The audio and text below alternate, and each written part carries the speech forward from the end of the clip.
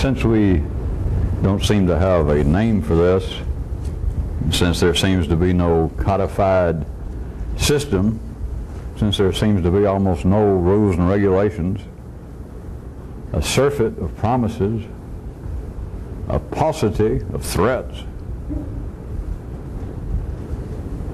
perhaps it is not unsafe to at least give you one verbal view of what this is and has always been.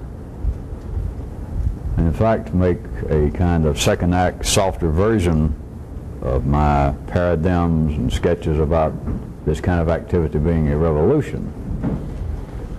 It is more like an expedition, with people drawn to this as kinds of explorers. In the same way that you could look at life from man's view, man's ordinary view, as life's purpose is to grow and to flourish.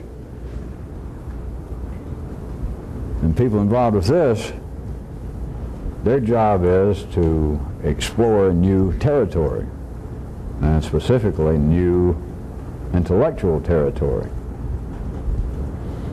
And people involved with this, what I've been calling the real revolutionist, or the revolutionist, people involved with this, to take a somewhat softer view, which is not really a qualitative term, believe it or not, but I'll stick with it, a second act view.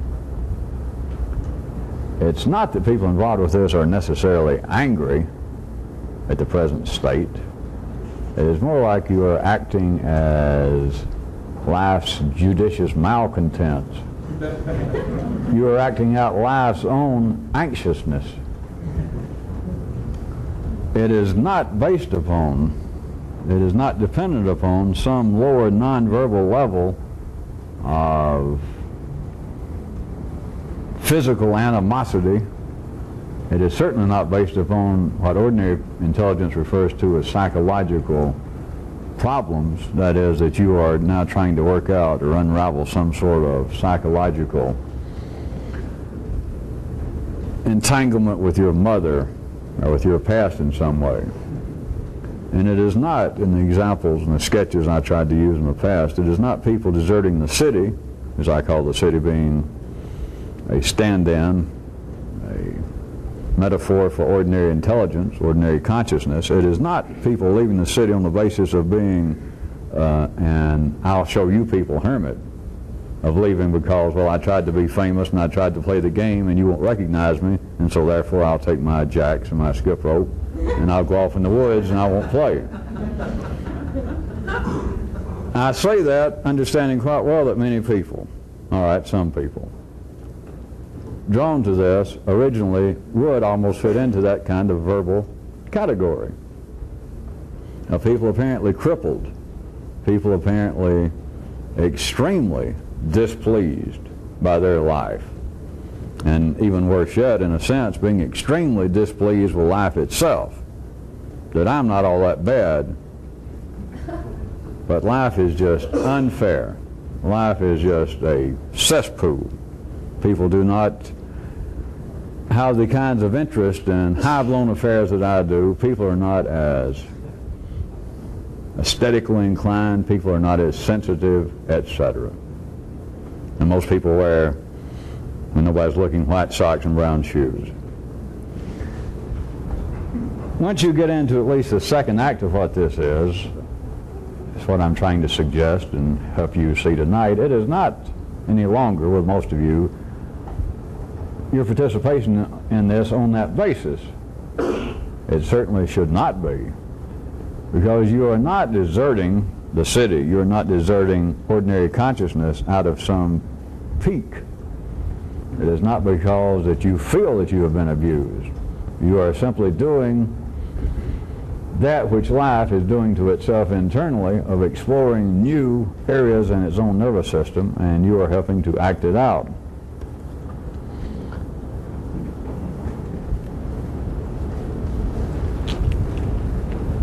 Let me push on and speak in general, try to sketch in general, areas of man, the system, man, the state, the political Cape Canaveral, That is the springboard to perhaps be pointing at something else. Man, even the depository of history. And for those of you that do feel like life is abused, you notice I did say depository. So it starts with a D. Depository of history. At least some of you fall back into your old ways of thinking and believe I said something else, and you go right on, right on. That is not the end of life's body at which explorers operate.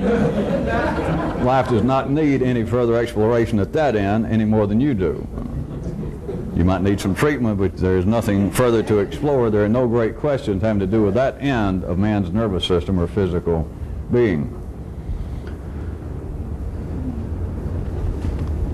Let me take you to a view of history, a specific view that has to do with what I'm trying to get you to look toward now. The history of religion, the church in the West, are actually there within that period of time. You can look at the so-called Hindu faith, you can look at what Buddhism did, you can look at Islam, you can look at what Judaism did for certain Semitic tribes. Well, let me take, since most people here are still drawn from the great genetic swimming pool of Europe and the Scandinavian countries, let's just take the church, the Catholic Church. As much as it's been abused and etc., through the early recorded history of man, the church played out a purpose from one view that is quite specific and has to do with what this kind of activity is about in a parallel manner.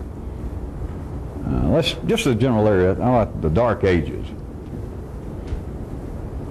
During that period, this is not a history lesson, but just during the general period, from 500 to 1,000, there was really no nationalistic support in Europe.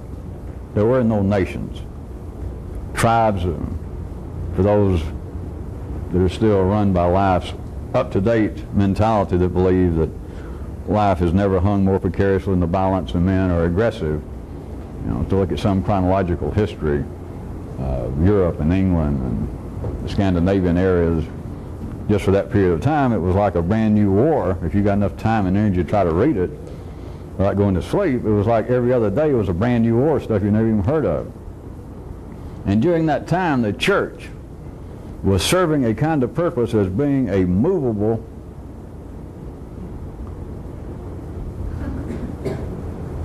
state without identifiable boundaries. It was not just, for those of you that want to consider it a little more, as I pointed out, it was not just in the Western world and the church. Religion served that purpose for a long time throughout the world. That's one of the purposes of these groups of people that had not turned into solidified, stable nations. They were all still intermingling, and all these Anglos and Saxons and Jutes and Danes and Celts and Normans and everybody running together. But for life to have a kind of coalescence going on, which is the same inside of a human, that you could not just have all of these many and fairly unconnected, disaffected vis-a-vis one another, small groups of molecules running around. Life, in a sense, was trying to pull itself together. In a similar sense, and I don't mean the parallel to be literally correct, which is not, but the kind of development of an embryo for an individual. That there's got to be a kind of collection of certain molecules, structures to turn into organs, to turn into systems physically. While this was being done in a parallel manner, and there were no Englands, no Europe, no Germanys, no Belgiums, no France, no Balkan states, no nothing, just this continual shifting of alliances and these wars going on and one group being another. The closest thing that there came to be of any sort of stabilizing support was the church. The apparent spread of Christianity that would start bringing some Anglo groups together with some Saxons. And then they would conquer this other group of Danes that had run down and overrun one of their villages 4 or 5 10 years ago, and they would recruit this guy and turn him into a Christian. So there they were, they couldn't speak the same language. They had no nationalistic, no tribal allegiance in common. But now they were Christianized. It served a kind of purpose that was almost a movable, cerebral cocoon, that even though they were not speaking the same language, they had no common homeland, they had different cultures, they had different language, they would hold up a cross or whatever they did, and probably they taught each other to at least say, the one that converted the other one, I'm a Christian, I'm a Christian. You know, when do I pay my dues? So, you know, just the important stuff. But there was then this kind of unnamed, truly unnamed, other than Christianity, that was not settled. When I say unnamed, it was not settled on a nonverbal level, on territory. It was not that any one group that I could pick out that had been Christianized, and now they were Christianized and identified because they all lived now in the territory known as Brittany or Normandy. It was not that they could be spread out, but the church kept having this influence of it bringing in new groups of people. And they, at least titularly, would refer to themselves as Christians. They might still go to war and all that. But do you understand, it was almost as though it was a movable, non-existent nation with no physical support. That is, it did not actually belong somewhere. That it had people that were not yet cohesive enough to form nations. It served a very important purpose from one view. That was not all of it, but I'm going to use that tonight as our launch pad. In the same way, in a very, very strikingly similar way, this kind of thing has always existed on limited areas, in limited areas for limited lengths of time, for those that life has running around playing out its anxiousness, exploring new intellectual territories, going out as a truly, I'm not just being metaphorical, much less melodramatic, but it is a kind of nervous system expeditionary activity. This is not the extent of it, and this is certainly not the basis of it solely, but it's almost as though life pondering, how far can I push what I think? What alternatives could I consider just off sort of on the side, as a side dish, in addition to what seems to be the necessary mainstream thinking that's going along with the way I'm now developing. Being able to think in new ways, being able to consider possibilities that may or may not have any immediate pertinence to what is going on inside the mainstream of life's growth and flourishing.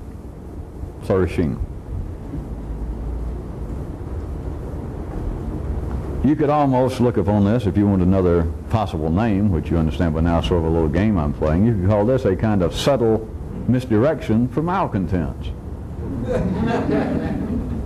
I won't call it that by any means, but that just struck me. That could be one, it would be a quite temporary name, probably not even as long as any of us would live, if it had any validity at all. But this too operates as a kind of movable umbrella of having no real basis. It is not on the basis that the people who will ever get involved with it, who are playing at that kind of part within life's own nervous system, is not, as you can look around and see, wherever you're seeing this, it is not that there is a homogeneous collection of people all from the same background, which is not the point. We could all be of the same race and same religion, sort of. That's theoretically possible. That's not really the point. But any of you who went off and wondered if that was possible, I heard some of you wonder that. Yeah, it's possible. That's not the way it normally works. But even if we had a more similar background, you would still not be wired up in a similar way. Because if you were, then you'd belong somewhere inside of a religion or inside of a so-called cult, where everyone seems to be single-mindedly enough, or have the potential to be single-minded enough, that some dominant molecular structure, that is some person, can holler, "Hold troops, here we go." And they all, at least whether they go or not, they agree to go. They support the notion their nervous system responds to it and says, yes, that's what we should do. And they all seem to have that in common. If they don't, it is not a living cult. It will not turn into some identifiable historical movement. And it's normally on the basis of resisting some known enemy, some apparent enemy. We got to go take back Jerusalem. We've got to go wipe out the Huns. We have got to revive the Holy Roman Empire. We've got to stamp out the green folks. This, even though I'm comparing it to the purpose that the church served of offering at times before there was, when there was non-existent nationalistic support territorially. There was no countries as such, and people, even though they were living in some area, perhaps under some temporary king, you had such diverse activities back then, as all of you should know, that you had kings of areas, like kings of the British Isles, kings of Anglo-Saxons, that could not speak English, or could not even speak whatever they were speaking. And you had people ruling the areas that were in the Iberian Peninsula that became Spanish, that couldn't speak anything related to it. You had kings of some areas of England that visited there only once. There was a kind of web inside the nervous system of groups of people. Of course, it came from life. It was inside of life that gave them a feeling of some brotherhood, of some common purpose based upon this non-physical, that is, without a homeland, structure. It was an intellectual structure, not a physical one. The church had no, at that time, it had no frontiers. For all intents and purposes, it had no property. So anybody that knows history argue with me. It did not have its own state. It did not come in and absolutely take over. This operates in a similar manner, but notice one of the things lacking in all the other examples, Buddhism and everything else that was spreading out in other parts of the world, it took groups of diverse peoples and began to solidify groups, almost organs, at least systems within life structure on the human plane, and turn them into what is now identified as China, or the Far East, the Near East, the subcontinent, that this group is Indian and this group is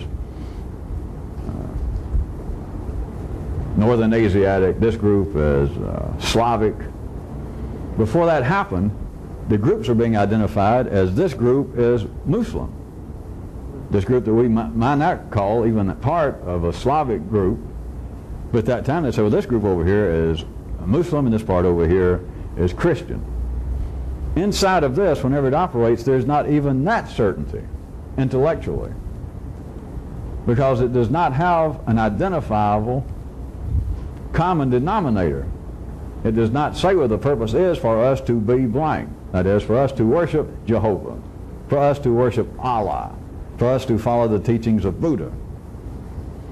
That is why I decided to try and give you a new possible sketch and way to think about it, which is, if you're tagging right along, is not only as valid but more valid than the revolutionary paradigm, is an expeditionary force.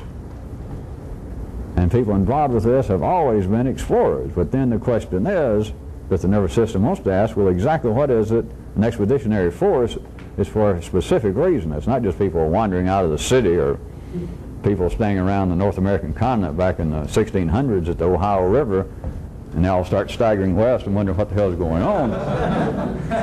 When some form of government got together and they began to send out expeditionary forces, as a part of the definition, if I recall, is an expeditionary force is for some specific reason. And so then if the nervous system asks, well, if you were going to call this some kind of expeditionary activity, what is the specific reason? Where is it we're supposed to go? That's where the parallel breaks down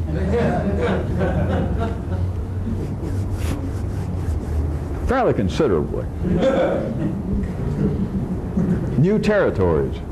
Well, yeah, but if we go back to the winning of the American West, as it was called, you'd say, well, the new territories are, we already got some idea, you keep going out here and you hit the Pacific Ocean. And so we got all this area, those have not been mapped out, and so everybody go out there and explore the new territories. Remember, humans at the ordinary level cannot actually get into the new. So to say we're going out to a wilderness at the physical level, to new territories, it's never that. Columbus didn't really believe he was going to sail off the edge of the world.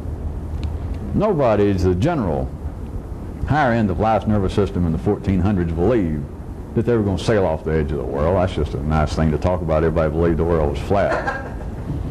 I mean, there are people now that believe the world's flat, but that doesn't prove anything. Well, it proves that the development of their nervous system is back in the 1400s, but that shouldn't surprise any of you, because some of you got pieces that are probably older than that inside of you.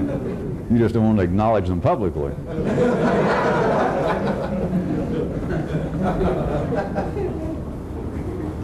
It is an exploration that does not have at the verbal level, a common purpose. It is not, even though I call it that you could refer to it as expeditionary, it's not in the technical sense or in the literal sense, in that there is no specific somewhere. It is not to go explore some new territory so that you will go, aha, now I understand I should be a Christian. I'm glad I did this. Or I should be a Muslim. I'm glad I went out there. I'm glad I explored this. I'm pushing the limits of language to tell you this, to explore new territory, new intellectual territory. And I ended the sentence there. I didn't say for what reason, because there is no common reason to say. There is no common purpose. There is no literal sense of this being an expedition that is not going for a purpose that is describable. The closest I can tell you, closest I care to point out, is you are acting out life's desire to explore, life's need to explore new territory. As to what end? Those who might know, I don't think are going to say. At least I know one that's not. You know, where might it end? Are there new territories I might go to? Are they going to prove worthwhile, or just be a futile attempt? Might I go there and in some way, just my awareness of it and my knowledge of it, if that gets back to life, is life going to say, oh, that's very profitable, or even that's very interesting? Or may life go, eh.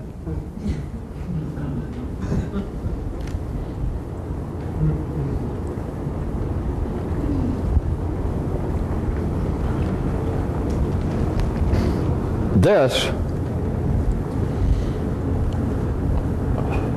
another angle of why I was comparing this to religion, the church's role in the West during the early parts of man's evolution, external evolution, is also that this has a stabilizing and directional effect, even though it's non-specific, but a directional effect on people involved with this. If you weren't involved with this, whatever it is, if you're off on your own, surely all of you realize by now that it having anything to do with kudos to me, you do understand that if you were out still wandering around on your own physically, not just coming here for these tapings, but even up here, if you're just wandering around, surely by now all of you realize that all you'd have accomplished all this time is you'd still be wandering around. You might have had some great thoughts, and you might be heavy into reading science fiction, and you might have little thoughts that sometimes make your head hurt, but you would still be literally just wandering around, thinking perhaps every now and then weird thoughts, and then having them get debased, having them captured back by the city, going back to Isabel and Ferdinand and saying, boy, I sail way out, I think to the edge, and them say, well, write that up, bring us back a report in 6 months.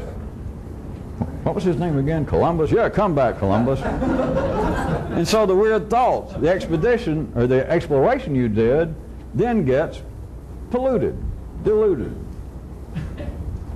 diluted. This serves a purpose as being a kind of almost non-existent, certainly unnameable, if you mean that seriously, kind of movable intellectual structure, almost non-existent, darn near non-existent.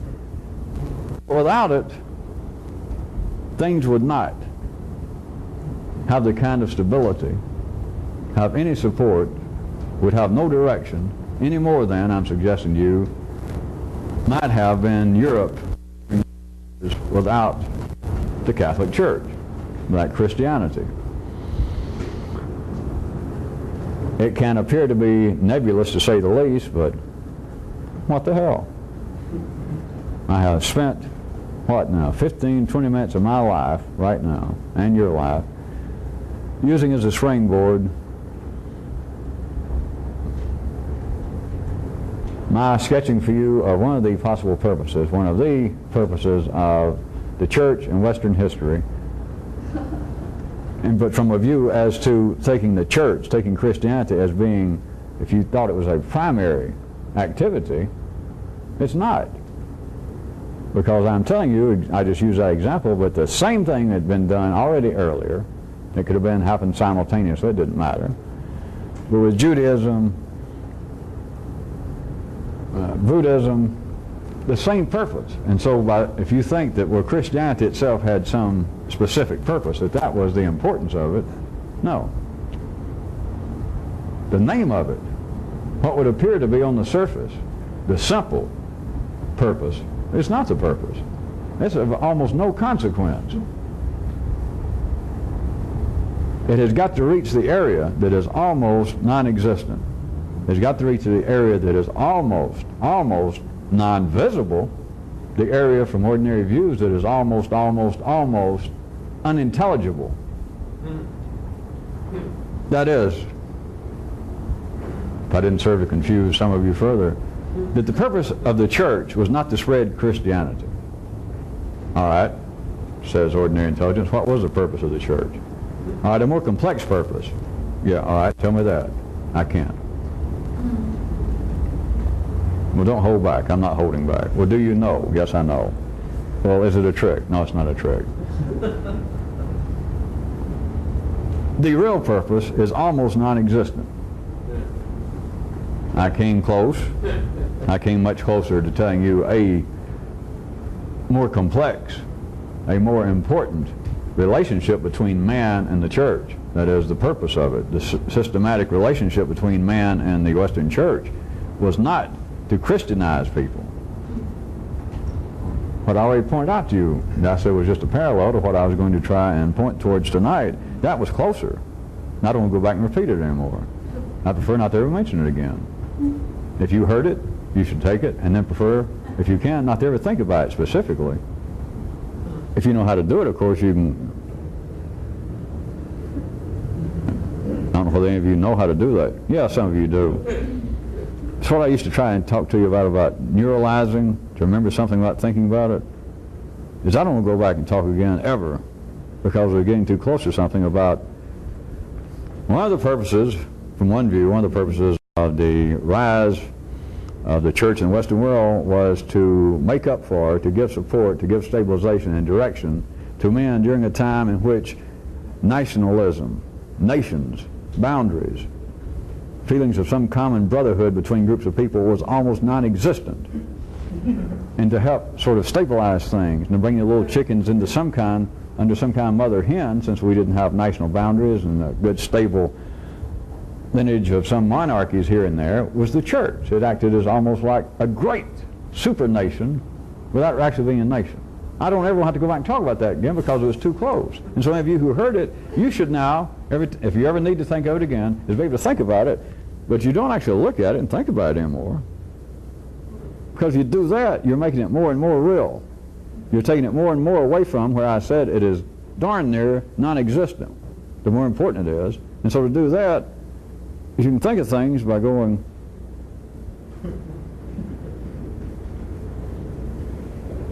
it's not really funny. It's to be able to think of something, and you just, it's like you think about it, and you don't really think about it. And only you know, and you can always be on guard, like, am I thinking about it? And you go, no.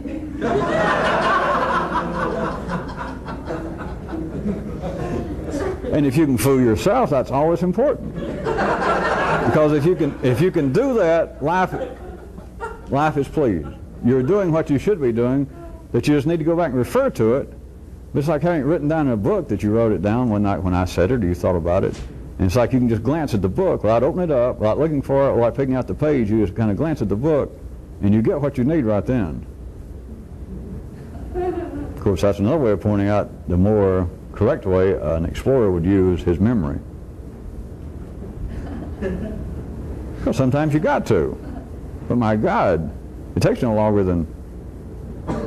Because if it takes longer than that, you don't know what you were looking for. You don't know what it is you needed to remember. If you have to go zoom and look straight on, you might as well play possum and go out in the middle of the interstate and stare. Because you're not on the right neural track unless you can just go, just glance and know that you got the book. You know where you wrote it down. You know what it was that you understood the time I talked about what I talked about tonight that I don't repeat about history in the church. That you got something then, and you realize I may not be through eating that. I can put that in memory and go back, which is the proper use for memory, and a kind of freeze-dried food, I can file it away. But you don't have to go back and dig through the freezer and pick up all this stuff and look at it. You got to know you put it away. That I'm sure there's more nourishment. Your nervous system can feel it when it happens. That I want to remember this. That's why many of you take notes. That I want to remember this. And it strikes you. If you ever have to go back though, and need to look at your notes or look up here, and it takes longer than just things are not operating most efficiently right then. Which is how I started out this little sidetrack of trying to say that this is the way to think about something without actually thinking about it. You should be able just to go. And if they don't get it right then, move on. Take a nap. See if they got green acres back on.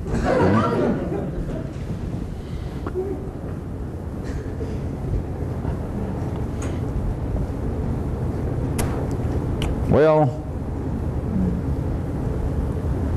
that's why I didn't want to talk about it anymore. Around the edges. I won't talk about it after tonight, maybe. There was something else the church did during that time. I've glanced about once or twice and seen people, historians, make all sorts of... Never mind. We're talking about what we're talking about. Investiture. That the church, especially during those earlier years, very often would turn to a would-be king, a tribal leader. Of course, he has to become Christianized. McDonald's does not send out deals on straws to Burgerdoodle. So the church, through a pope, would turn to a would-be king somewhere, a ruler, somebody of some temporal authority, and they would issue what was known as investiture, which was operating on all 8 cylinders demanded this, that the church would tell King X, let's say sing over here in Gaul, and say, you know the area over here that's known as Brittany? The king, oh yeah. So we give it to you.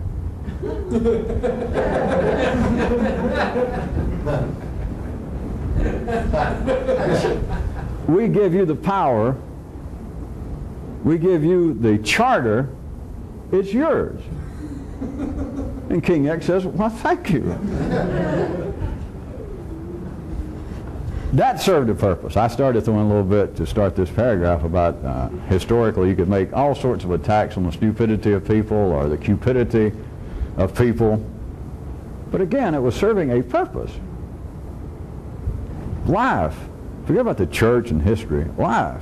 That here's a group that's fairly stabilized enough that there's a king that's got some power. That is, he's got some kind of standing army. He's collected up molecular groups that has some power.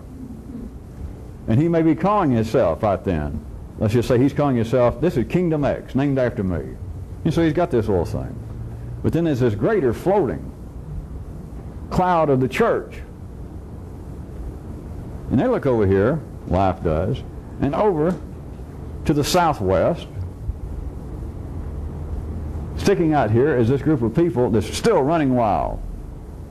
Out there with no color TV, they're unchristian, no cities set up, got no king, but here's all this energy. And maybe the church has sent out 1 or 2 missionaries over there, and they ate them, or at least put them on top of their sets and turn them into antennas trying to pick up color TV. And so life, wanting to bring this into some better degree of stability, to make it more complex, turns to King X over here and says, through the divine power of the church, which is another thing about religion, it is not open to attack. You're missing it. It was served back then. They didn't say based upon our standing army, based upon the power. That wouldn't have done any good. If the church had been on that basis back then, if life had been using religion like that to go to King X and say, we give you Brittany over here to your west. And the king said, well, I'd love to have it, but who's going to help me? And the church say, well, we've got 20,000 men standing by. And he said, well, fine. Or even the king say, well, I'd like to have it, but who gives you the right to do it? And the church say, well, we got 20,000 men here to back it up. We can go take it. We just thought you'd like to have it. One guy, in theory, a pope, just says, I like what you've been doing, and you've been good. You've been giving the church here 10%. We give you, do you like Brittany over there? You know that area? And he goes, yeah. We give it to you through divine investiture. They need to be Christianized. The people are heathens. It's for their own good. And so now he has what amounts to a franchise to go into an area uninvited that hadn't been bothering him and say, I am now in charge. All right. Now would you leave Cape Canaveral, at least jump over toward Orlando or in some direction, and see the kind of individual exploration that people like you are attempting to do, and the part that this kind of almost non-existent activity, whatever this is, helps play in that. But then what individually you have to do to go into a new area, that you have new thoughts, you explore new areas, and it's almost as though if it were not for this, that you had no right to be there. In what way am I empowered to think such a thing? How dare me think that my religion might not know all the answers? Surely I'm going to treat like all of you have gone past that, or that my culture and some of my customs was correct and in some way are still a good basis for me to pursue this kind of activity, that I may be pushing out far beyond the Ohio and even the Mississippi River, but I'll be taking along, by God, my Bible or my Quran. I'll be taking along the memories, the little photographs here, if they'd had photographs, of my family. I'll be taking along photographs of Warsaw, if they'd been in Warsaw. My homeland, Mother Russia. This kind of investiture to do this, now we're not talking about the church and taking over Brittany, is to go into a new area yourself.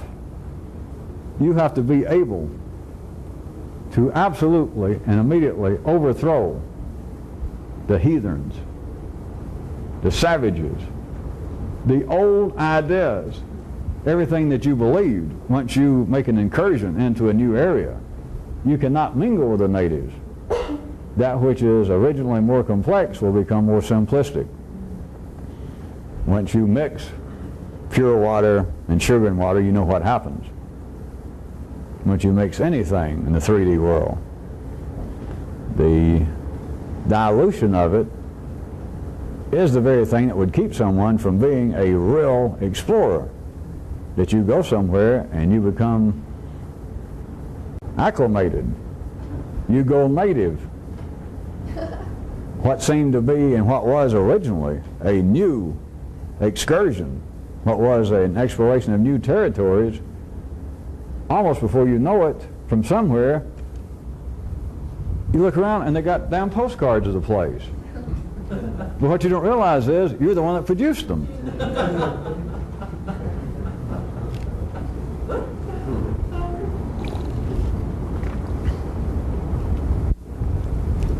If you are indeed wired up to help play out life's anxiousness, if you are, let's call it for now, a real explorer, then you've got to understand that being involved with that gives you the kind of investiture to go into any new intellectual territory. It gives you the absolute divine right, the real one, not the play act one, with a real right to go in and to displace the older, the more simplistic native order. But you have got to displace it. You have got to truly Christianize the heathens, and you've got to do it almost immediately by the time you set foot in Brittany. You can't fool around. And you can't say, well, I bet some of their old pagan ideas might not be too bad. But at least we'll work them in here so it won't be such of a traumatic shock on the folks when I holler, hey, I'm King X and I'm in charge, and now you're all Christians. Through the investiture given me by Pope Harold.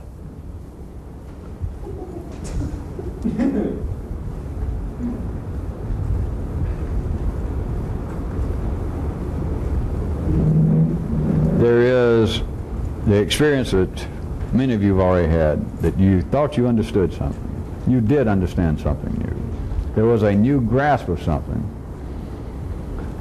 And about the closest that most of you have been able to deal with it is taking what's been said here many times in a not improper manner, of not talking about it. Because talking about it, even to yourself, is you consorting, giving some decent hearing to the heathens, to the old pagan, simplistic order that you have gone into Brittany with the charge, with the power, with the franchise to Christianize them, to bring in new information, and you end up talking to them, listening to their point of view. Now, if King X, given such a investiture, if he could really learn anything from the heathens over there, he had no business being king. He was a sham king to start with. What is a king, what is a real ruler got to learn from pagans? He is dealing with the parts of his nervous system that was already several hundred, if not several thousand years old. What kind of hearing are you going to give old information? It is almost impossible not to. I'll grant you that is why I'm trying to give you a verbal level map of some kind of non-existent, near non-existent support, because it's not simply not talking about it, which is the behavioral aspect of how to hold on closer to something you see. But I'm pointing out, they're trying to get you to see that there is a chemical, there is a molecular basis, and it's even reflected in history. History as boring and as tedious as that of the church in Western Europe. But there is a specific reason, there is a specific basis that new information of a would-be ruler, someone with some authority, to explore a new area, to go in, and then to give the established order, the more simplistic order, the older information, to take it into consideration. That's talking to yourself. And that's when you feel as though that many of you have already been through this, that God, I understood that, and something happened. And the more I talked about in a way about running your mouth too much, then some of you on your own came to the not unfair conclusion that, you know, I was doing all right with that. And then I talked to so-and-so about it. Then I sat down and told somebody about it. And something seemed to happen. We got to turn the tape over. If you truly, whenever you truly move into an area, new intellectual area, you have got to dominate it. Now, to carry the parallel further, to really get into a new area, you're not dealing in the human nervous system, you're not dealing with heathens already there. Again, the parallel breaks down somewhat, because what you're dealing with is the heathens are going to trail along. The camp followers are going to come into Brittany behind the old king, because you're going into a new area, but you're going to drag along, if you don't watch it, all of the old information, bits and pieces of it. Couriers, hangers-ons, yes men, people with their own self-interest, that is, information trying to hold on, they will try and establish its authority at the very least by comparing what the new idea seems to be. Well, this is not so far removed from such and such. Or all this is, all you're thinking about now, is a slight variation of so-and-so. And then that kind of intelligence probably has the ability, probably ha-ha, to live in the great world of cliches and say something like, well, new thinking's not too bad, but don't throw out the baby with the coffee, dishwater. You have got to dominate. That is the proper use of exploring a new territory. If you are there, you have got to dominate it. You cannot discuss it. You cannot dance with the natives, even if they're non-existent. You cannot dance with the count followers. You can't dance with the old supporters that apparently perhaps even had some hand in sending you out. But at least they kind of seem to finance it. Is it getting too obscure again? All right, if Columbus... We're talking serious metaphors now, I guess. Columbus really got somewhere. Forget they got over here and found so-called Native Americans. He got over here and there's nobody, which is just what he wanted. Just clear spaces, and he had new information. Then, can I tear parallels and metaphors apart or not? Instead of him going back, let's say he stayed here, having these great new thoughts, and the royalty of Spain, the financiers of his journey, get a little tired of having no report, and so they come behind him in a ship. If they did sail up behind him, and there he sits, let's assume somewhere down in the Caribbean, looking out over this great virgin expanse of new territories and thinking new things, and suddenly behind him he hears Isabel and Ferdinand hollering, "We didn't get our money's worth," or "What'd you find?" He could not turn around and dance with those people. He would have to dominate him. I'm talking about immediately. Kill him. Or if he had real new information, he could turn around and, believe it or not, let's pull at these metaphors until they holler. He would have to, he would be able to turn around immediately to Isabel and Ferdinand and everybody else of their ilk in such a way to immediately go, and they would understand, "Oh, hey, never mind." They would tuck their little royal tails and trains behind their leg and go back home. It's that kind of thing. If you do not dominate, you're going to lose in some sense. You're going to pollute the new territory.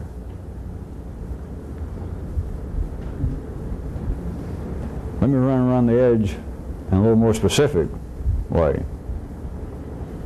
To be a real explorer, you have got to practice a kind of willful energy conservation.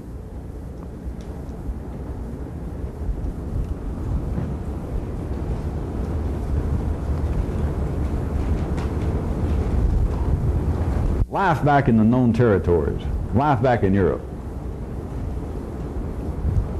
makes ordinary intelligence feel absolutely obliged, duty-bound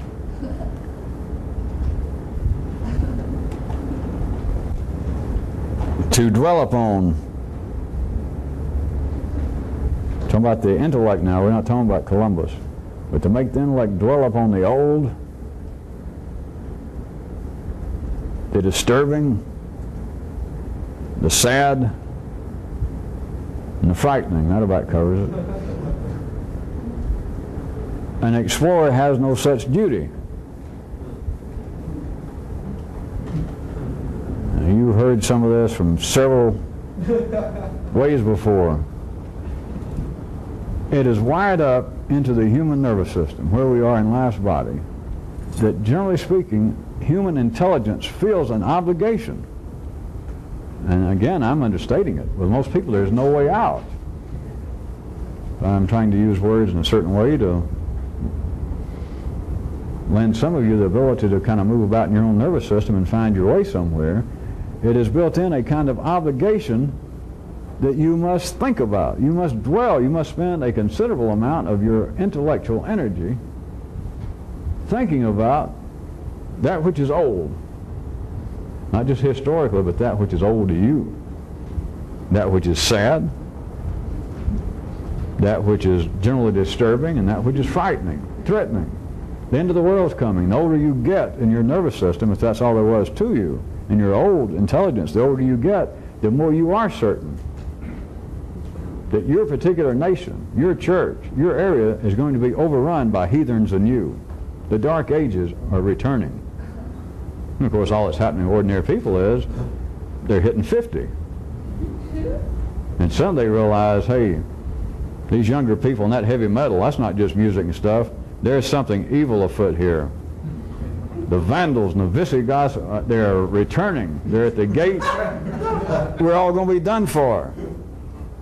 Maybe it's not so silly, that kind of survivalist stuff. Maybe I will get some bottled water and some food and put it in my basement, because I smell, as that great philosopher from Texas, Bobby Blue Bland, used to say, I smell trouble. And it ain't even way up there ahead of me, it's right around the corner. An explorer has no duty whatsoever to do that. In a kind of perverse, I hope, friendly way. I am practicing a bit of verbal irony. It's not satire. But you've got no duty to do that. Some of you should still find it somewhat amazing how easy it is to forget, to ignore, that you have some ability, some quite specific ability, if you belong here, if you are an explorer, not ordinary people, but you have the ability to not think about something. But when people hear that sort of idea, that kind of information, put that distinctly, almost everyone's nervous system is wired up, if they don't say so overtly, to resist that on the basis of, well, wait a minute, there's some things that are so horrific, there are some things that are so dangerous, there are some things that are so unfair in life that I don't care what else I do of trying to help myself and get involved with some kind of self-improvement activity, but there's some things that any decent, just any minimally decent, concerned human has got to think about. I understand that very well. I just understand that as well as it can be understood. It is not so. It is the obligation of ordinary intelligence. It is the obligation of Europe. It is the obligation of the old frontiers to think about. Did I not about cover it? All the old, any and all parts of the old, the past. The frightening, the threatening, the disturbing, and the sad. You cannot be engaged in proper exploration and be thinking about that over which you have no present control whatsoever. You cannot explore. It is impossible. It's not impossible, I guess, that people can believe that they're involved with something while thinking about threatening aspects that runs through their nervous system, sad occurrences. The kind of investiture that goes along with being an explorer is the kind of charge. The closest thing you have to a, I'll put tonight, a duty, is you've got to continually move out. You have got to continually spread out. You have got to explore. You have got to establish for life. It appears to be for your own benefit, of course, too, but you've got to establish new outposts. You cannot sit around the campfire and relive yesterday's, relive even today's setbacks and tragedies. You simply can't do it. Is that simple enough?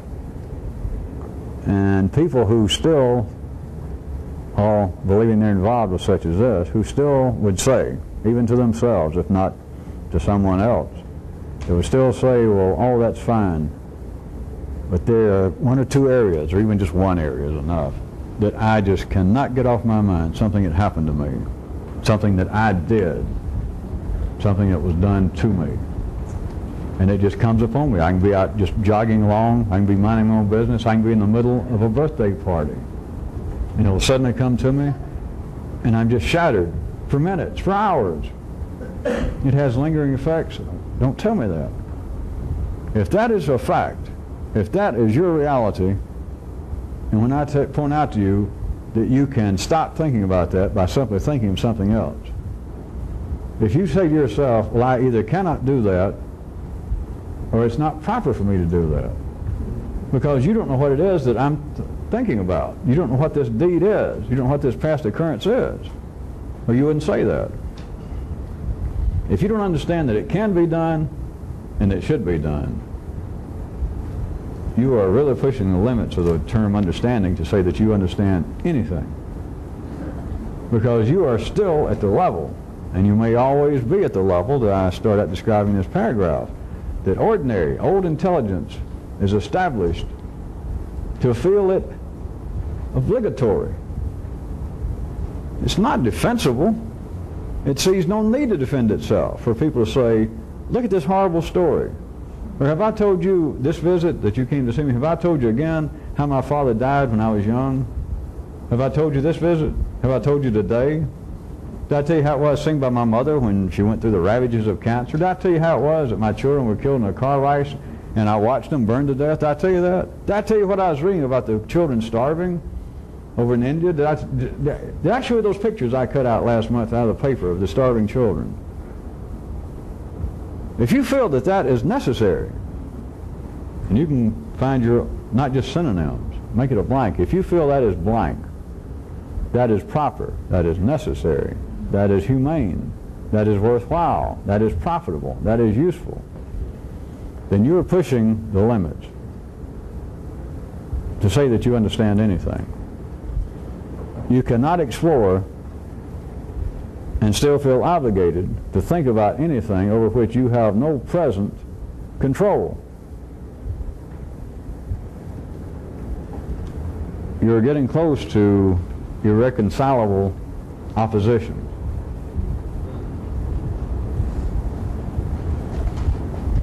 You're getting close to the area that you may think that life has fitted you out to be a scout and gave you a horse and a leather jacket and a 10-gallon hat, and you went riding out, except you went back riding east and never noticed. So you may feel the wind blowing in your face, and you come here to these meetings and you may feel like, giddy up, and you're riding as fast as you can back into the 800s and 900s. You're riding back into the early middle and the early dark ages, or the middle ages. I don't know why everybody lost interest in the dark ages. I guess it made history sound better. But, well, we weren't all that bad, were we? Speak for yourself. You naughty historians, you.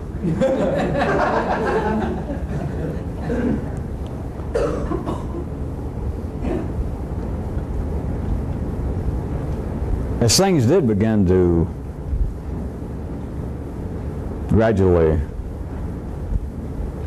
solidify nationalistically, racially, and culturally, as they call it, in Europe, kind of within the history of, spotty history of so-called democracy, or the struggle between whether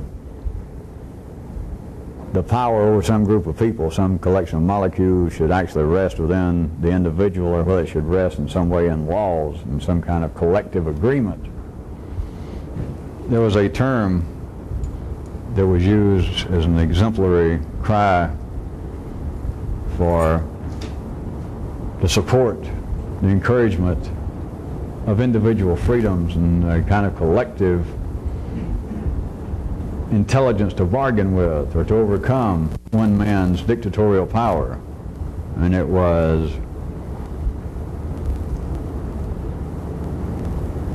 that which touches all should be approved by all.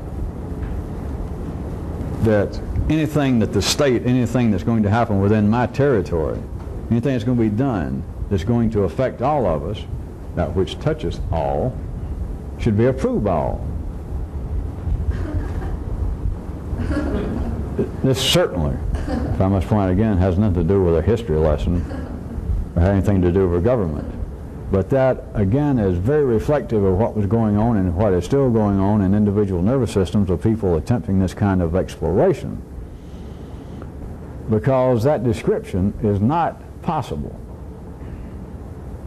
Now, at first blush, verbally, you may think it is, that if the king decides, all right, everyone within my kingdom, King X says, everybody in Xdom from now on must pay 2 shekels a year to me directly. Then you would say, all right, he said everybody.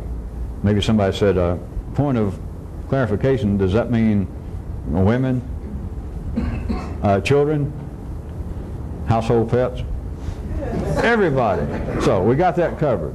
So you would say, all right, that which toucheth all should be approved by all. That if we're going to in some way support a government, a general will, support financially for a collective benefit for us all, then all of us should have some say-so.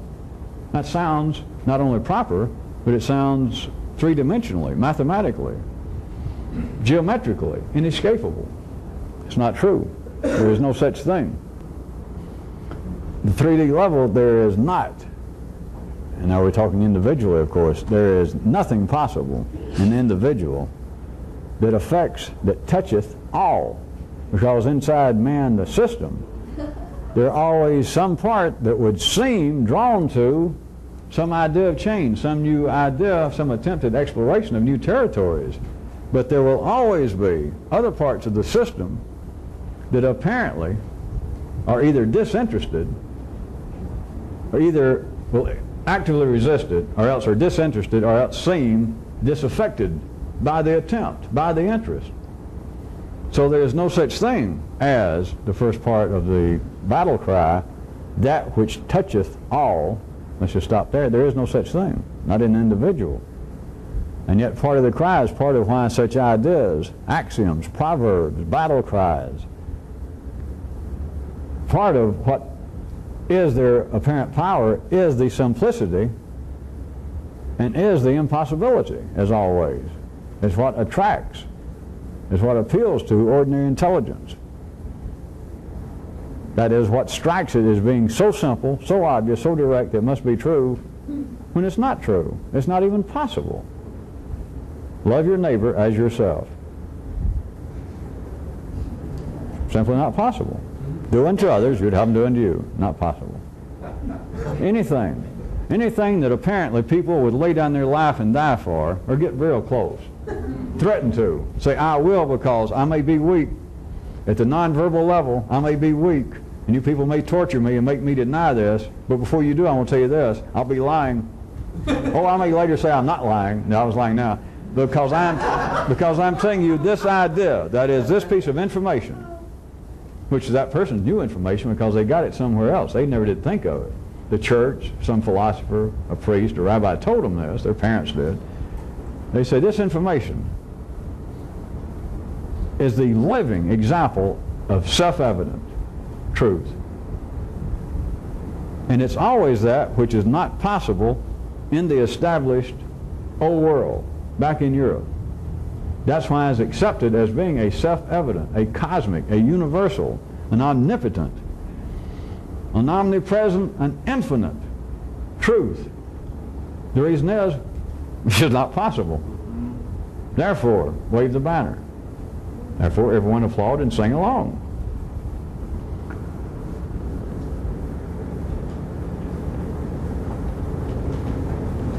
Some part, Isabella and Ferdinand, to go back to that then, if they had taken any sort of poll, just within the court, much less the whole Iberian Peninsula, but just among their immediates, if they'd taken some kind of poll like, should we send out this guy in those few ships to go and see if there's a, actually they can go around the world and get to India this way, they would not have had, may I say, the wholehearted support of the court.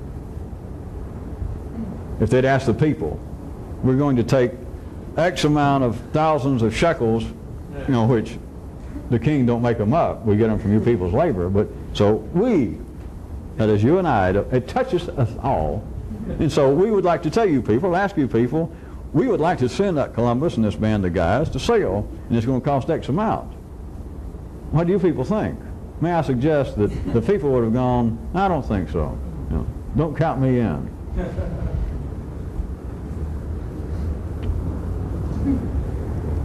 the old established order, the old established ideas, always resist pioneers.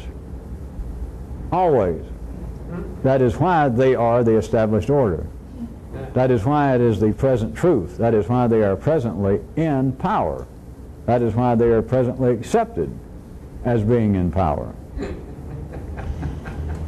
There is always some part of every system, every situation. By system, can everybody begin to catch on gradually that I can include anything? Everything but anything we're talking about is a system because it's a relationship. It's verbally a relationship, and then verbally what it apparently is pointing toward, such as the Spanish crown sending out Columbus is a relationship, and therefore it's a system. Within every system, some part is apparently being attracted to some change, is at least thinking about it. But likewise, some other parts are either going to actively resist even the thoughts of it, or else they're going to apparently, even by their own admission, if you talk to them, be disinterested, like, well, I don't care. Such as if King Isabel and them said, well, we want to send these guys out, but we're going to spend our own money. You know, Isabel, she brought her own bread when I married the bitch. That's why I married her. So, people are not going to have to tax them more. The people might say, well, what the hell we care? If you're paying for it, send them out. Send them out for pizza for all we care. So some parts are going to be perhaps disinterested, and then other parts may apparently be unaffected, that you try to tell them what you want to do, and they may not even hear it. Like, well, not only do I not care, I don't know what you're talking about. As far as I can tell, it has no effect on me. So I don't care whether you do it or not do it. It's just, I'm going to be unaffected.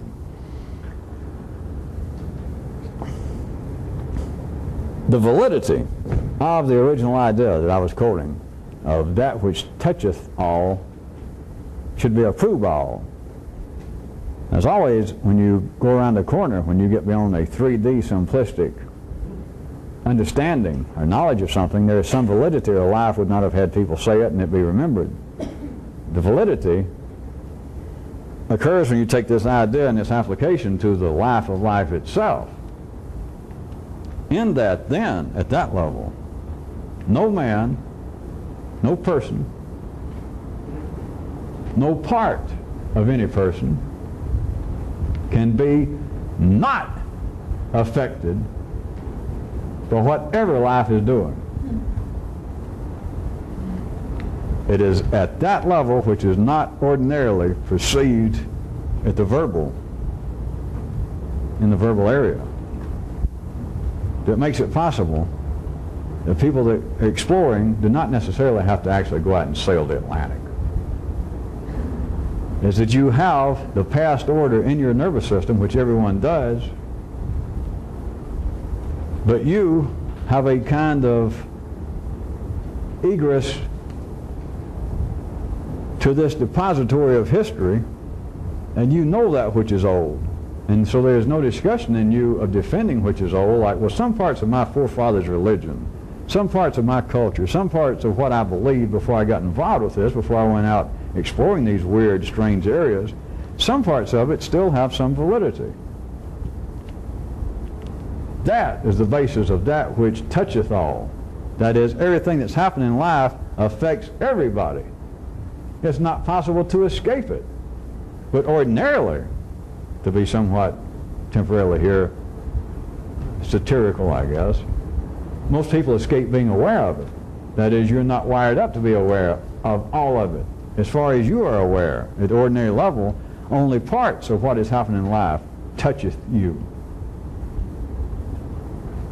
The parts that don't touch you are the parts that are irrelevant, the parts that are incorrect, the parts that are paganistic, the parts that are just unconscionable. That is, everything that is now not part of your depository of history, everything that you now currently believe as squatting around the campfire today, the rest of it to you does not toucheth me. That is being ordinary, and that's not true. Because if everything did toucheth you at the intellectual level, then no one would have any opinion, no one would have any belief, there'd be no right or wrong, there'd be no language, there'd be no resistance. You could not even talk because there'd be no resistance to sound waves. Nothing would happen. we would not be serving that purpose within life's general attempt to continue to grow and to flourish. I must tell you, I'm aware that this got to most of you sitting here, and I can feel some of it out there on tape for you people. Some of it got a little convoluted inside of your brains, which I can always take the responsibility therefore.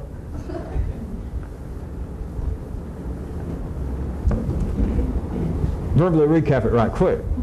Some people were saying, and lots of people believed it enough that even I heard about it, and I heard about it from a book. That's how common it is. Well, you'd never heard the term. That at one time, and it went on, it's been remembered, that the people, somebody was crying out that, hey, that which affects all of us should be approved by all of us.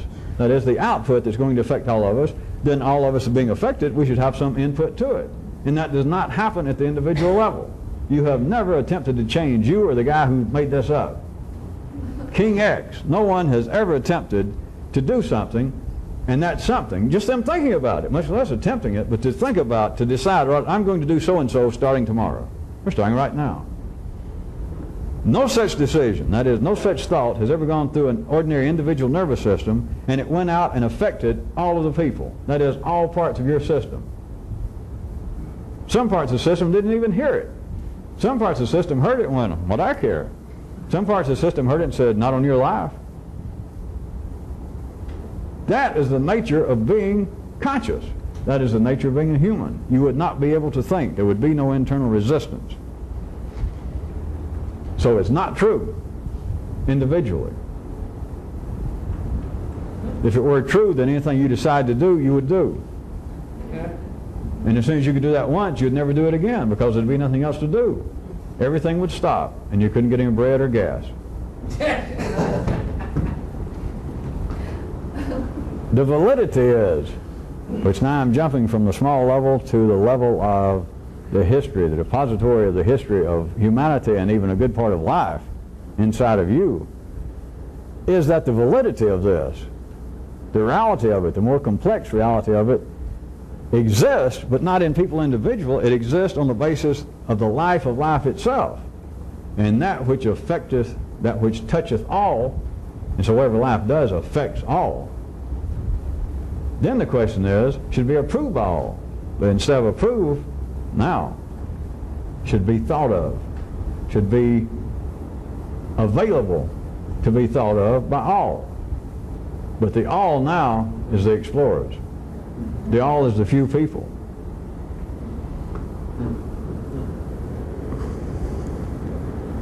Everyone is affected by everything that life does.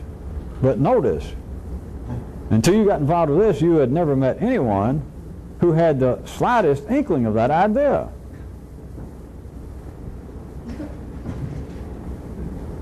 Well, you still don't hear it, do you? Everything that life's done, whether you believe that it happened or not, let's say that nobody here believes that Atlantis exists the way that Plato heard it did or the way that the latest astrologer up in Philadelphia says it does right now. And for you to say, well, that doesn't exist, that doesn't affect me, that does not, that toucheth me not. You're wrong, because we're not talking about whether a place called Atlantis existed. Inside of life's nervous system, in the parts of called man, that kind of story has come out. I can call it a story. That information, that movement of energy, those sound waves came out. Or you can say, well, there have been some horrible things happen in history. There have been some things that happened in history that I don't even believe. I can't believe that humans did those things. There's some things that happened this week in today's paper I can't believe. What you're doing is denying. You're saying this does not toucheth me. I hate to hear about it, but to say it doesn't, that touches me not, that is, this has nothing to do with me. I am too humane. I am too good of a Christian. I am too good of a Jew. I'm too good of a humanist. This does not affect me. This is foreign. People that would do such as that are alien. They didn't do anything. Life did something. And to say it affecteth me not, you're just denying you're an explorer. You're just cutting yourself off. There's nothing to approve of. There's nothing to disapprove of.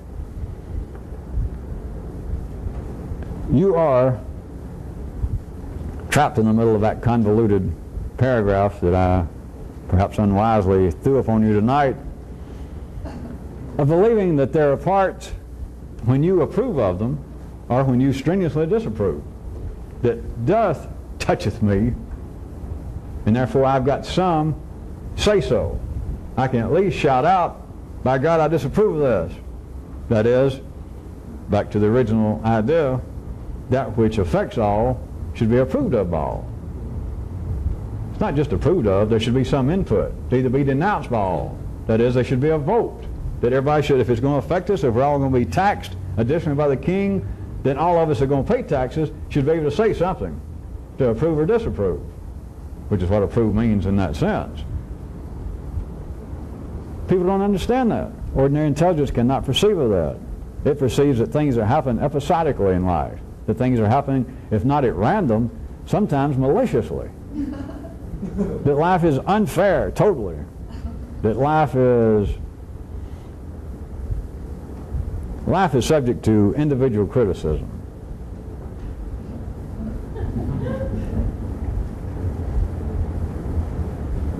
You cannot explore and do that. If you're still tied to that, if you do not understand at least that it is presently unprofitable for you to think of such matters as the unfairness of life, unless some of you are holding back and you know what to do about it. Now, if you're holding back, come on, admit it. Come on now. But assuming that none of you presently know what to do about it, it is not the obligation, it is not the duty, it is not what you should be doing to involve yourself in it. It is not your obligation to be so tied to life. The duty of someone to explore is to understand that what has happened has affected all. It has touched me, it has touched everybody, but not right or wrong. As Canada used to like to say about the United States, I'll steal from the political arena again. I give it my own twist. When life catches a cold, humanity sneezes. When life turns over, the covers get pulled off of men. Not some men, except at the ordinary level, some men, only some men, do believe that something actually happened. That is, on the basis that I approve of it, that it should have happened. Another group say, no, it shouldn't have happened. And some other groups even say, well, I didn't know it did happen. Or other groups say, well, all right, if you say it happened, but, what's it to me? Not a drop got on me, what do I care? That is not an explorer. And the obligation that is wired into ordinary intelligence, that I have got to think about things. It's there, it's natural in me, and it feels right to me in some way to think about, to dwell upon, to ponder sad things, horrible occurrences in history, in life, in today's life, to think about the threat of annihilation, to think about the threat of my own personal death, but worse than that, to think about the possible destruction of my tribe, my group, my nation, civilization. It's important. These things are real. They're potentially real, or I wouldn't be thinking about it. And I'm not just crazy. Because it's widespread. Almost everybody believes that things are going downhill. Well, not kids. They're on dope and all that shit, but people my age. Grown, civilized, educated people, you ask them anywhere in the world, and they're going to say they're getting worse. They simply are. So it's insane for anyone to believe that it is not proper to think about such matters. If you don't know better than that by now, not because you heard that from somebody else, from me, but if you do not understand the obligation of that, the power of that is so strong in an explorer. It is so strong, it is so inbred, it is so overwhelming that when you think about it, there it is, it came upon you, you can think, I wonder how many different pigs they had that played Arnold Ziffel when Green Acres was running.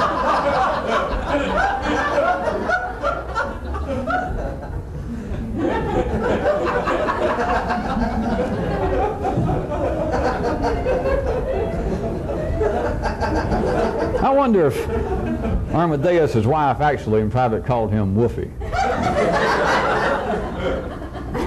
All right, the better you get at it, is not even have to be that specific, is why I make them funny, is that there you are thinking about in the midst of the obligation to think about this horrible thing that you just saw happen. Maybe you saw it personally, or somebody said it happened right around the corner, and suddenly you're surrounded, you're just almost carried away by a flood of people running to see it, and you're almost not just pushed physically, but it's almost as though an invisible hand is grabbing you. It's not that you just have to think about the characters of Green Acres, but it's almost again that you can just go,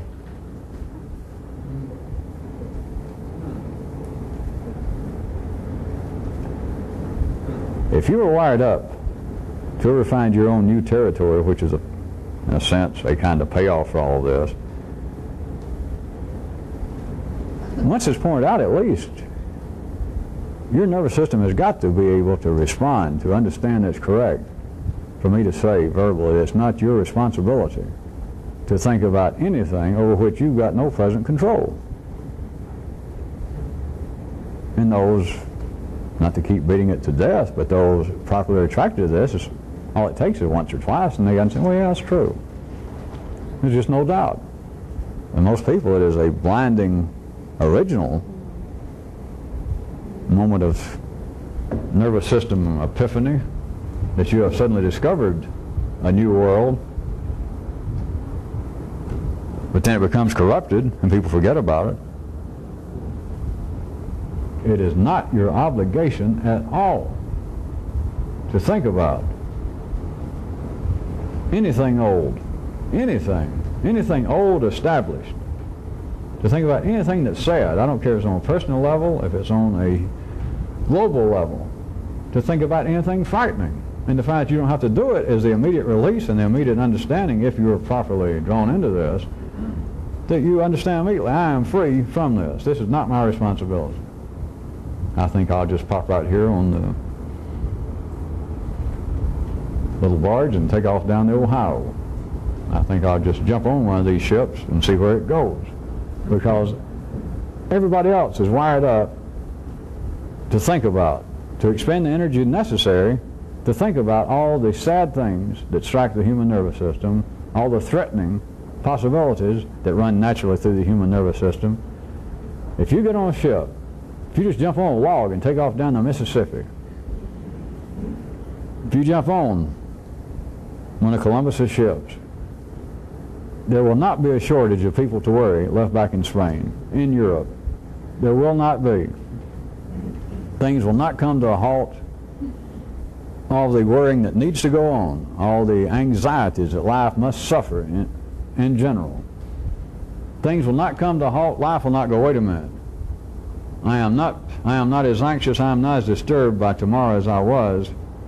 I have felt there's a neuron somewhere in me that was worrying yesterday and it's not worrying now.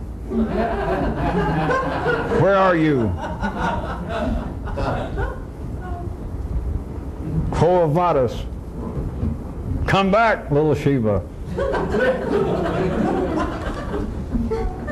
I guess that's quite a jump from the Old Testament to Tennessee Williams, but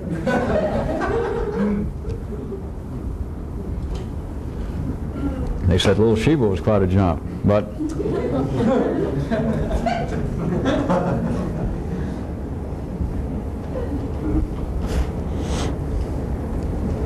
well, while I'm here, maybe we'll get back to this someday,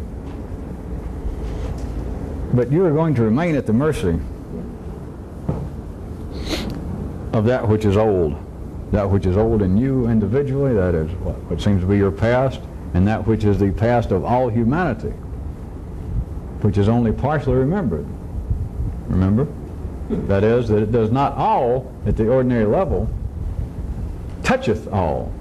That you just take part of history as being valid. Not just what you read in the book, but the same energies genetically that drive you and everybody else. You just take part of it as being actual non-leaded 92 octane. A lot of what happened back then was watered down. A lot of it was just polluted to the point that I don't want to think about it. It does not affect me. You're at the mercy of that, which is a form of ignorance, which is synonymous with old intelligence. But you're a victim of that. You're a victim of your own apparent past until you clearly recognize that memory is not personal and individual. Memory is general and it's genetic. And as long as you believe that your own memory is personal, then that which you suddenly are driven continually to think about, such as that things that are sad and frightening, you take it personally. Even if some part of you says, well, I shouldn't do this, I probably wouldn't be so depressed. I probably would not think of all the horrible ways in which I might die, or which my family may die. I wouldn't think about such horrible things were it not for my childhood, were it not for things that happened to me. That is taking memory itself as being individual.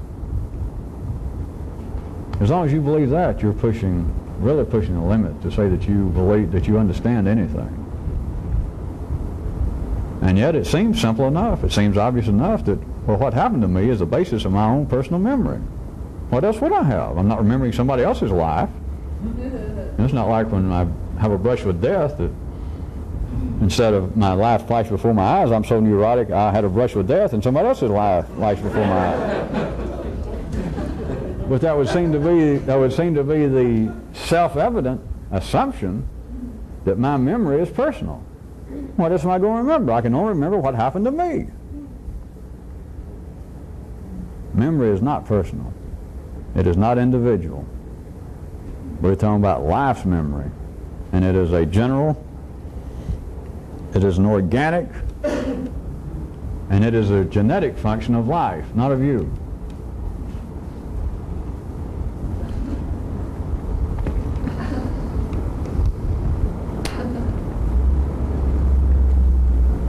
Since the tape is running out, I'll pretend that I was about through and we'll make it come out just right. Well, I guess that's all for tonight. Did we have any tape left? Oh, well, the tape is running out also.